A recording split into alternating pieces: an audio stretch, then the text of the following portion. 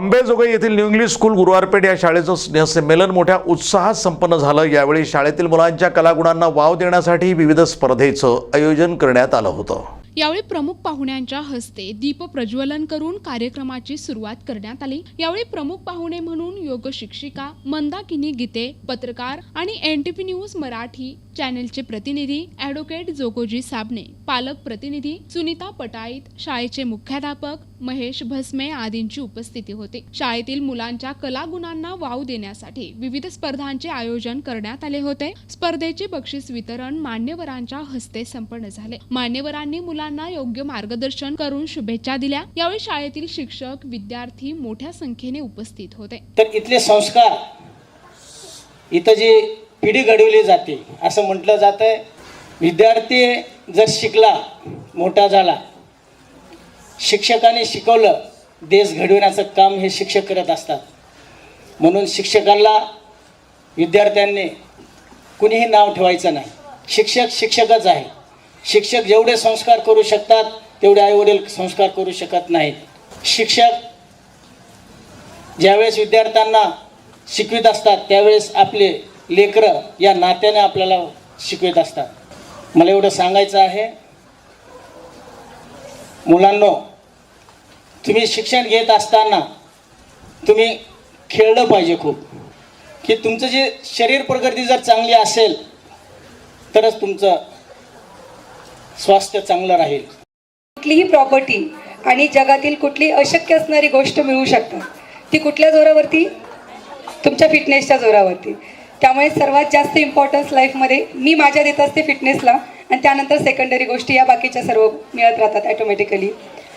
सर्वांगीण विकास हा 3 गोष्टीवर अवलंबून आहे। जर एखादा व्यक्ती शारीरिक फिट असेल, बाह्य दृष्टिकोनातून दिसत असेल तसा, म्हणजे फार लठ्ठ किंवा फार बारीक असा नाही, तर बाह्य तुमची जी काही दृष्टी दिसते ती अतिशय व्यवस्थित, सुटेबल, ज्या ठिकाणी जितका अवयव व्यवस्थितरित्या पाहिजे त्या ठिकाणी तुमची ती शरीर रचना असेल, प्रत्येक अवयव निरोगी असेल। हे शारीरिक फिटनेस। मानसिक फिटनेस म्हणजे येणारी प्रत्येक गोष्ट, ते जिंकलेली गोष्ट असेल, हारलेली गोष्ट असेल, दुःख असेल, सुख असेल, त्या प्रत्येक गोष्टी जर तुम्हाला समत्व साधता आलं, समत्व योग उच्यते, हे योगाची अतिशय महत्त्वाची व्याख्या आपण या ठिकाणी सांगू शकतो।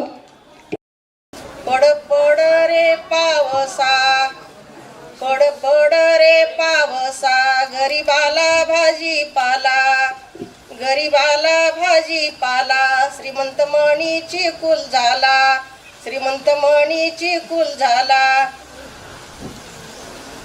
लंबे अवलंबे बाल, पठाडी ग माझी वेणी, माझ्या आई गवळणीन निगा केली बाळपणी, माझ्या आई गवळणीन निगा केली बाळपणी। बहीण ग भावंड एका झाडाचे संतर, बहीण ग भावंड एका झाडाचे संतर, मया पडला अंतर, मया पडला अंतर, बहीण ग भावंड एका झाडाचे वाळग।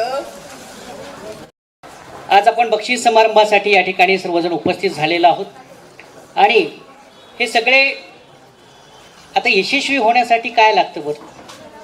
यशस्वी होण्यासाठी परिश्रम महत्त्वाचे आहे।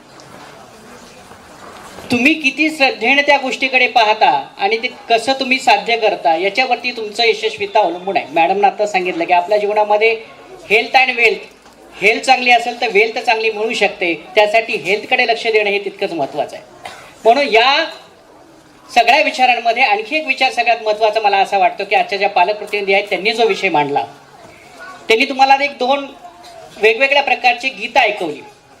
पहिला प्रकार जो होता त्याला म्हणतो आपण ओव्या, त्याला जात्यावरच्या ओव्या म्हणतात। आजकाल कोणाला जातं माहीत नाही। म्हणजे पूर्वीच्या काळी जे गिरणी म्हणजे दळण आपण दळायचो त्यावेळेस जे गीतं गायली जायची त्याला आपण जात्यावरच्या ओव्या असं म्हणतो। आणि दुसरी त्यांनी एक कविता शांताबाई शेळकेंची गायली, पिंगा नावाची, बरोबर। प्रतिनिधी जोगोजी साबणे, एनटीपी न्यूज मराठी, अंबाजोगाई, बीड।